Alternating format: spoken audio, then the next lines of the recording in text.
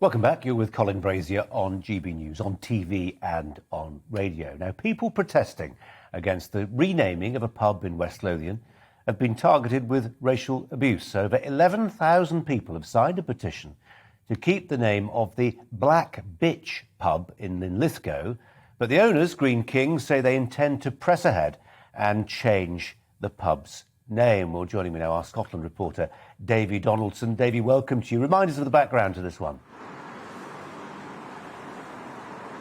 Yeah, this has been raging on for some time, Colin. It's been going on for months, really.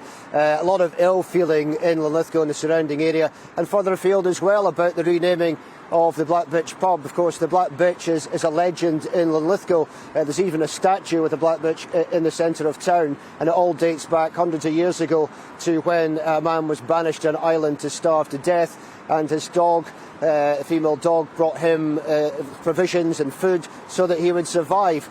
So it's really in the hearts of people here, and a lot of people obviously want to keep the name. They don't see it as having any racist connotation whatsoever, and having lived here for some time, it certainly doesn't. It's all about the historical value of the pub, and some protesters have spoke to Greene King. They've said, look, let's go sit around the table. They've even offered to say, look, let's rename the pub, the legend of the Black Bitch, or have the details of the story behind it on the side of the pub, so people are fully aware of what it's actually all about. As you said there, 11,000 people have signed the petition to try and keep the name. Greene King, though, certainly seem to not want to keep the name. They want to change it and say it doesn't have any place in this day and age. At the end of the day, if the customers don't like it, they can take their trade elsewhere. But Greene King's a big company, isn't it? They can sort of do what they like in this. Yeah, I think so. I mean, that's obviously what they're not going to do what they like, because they've got the power to do it. It's their pub. They can change the sign name if they want. Obviously, there's a lot of people against that. But you look around Linlithgow, and I think people are already starting to vote with their feet. So a lot of the pubs are empty. You could argue it's the time of year that people don't have much money.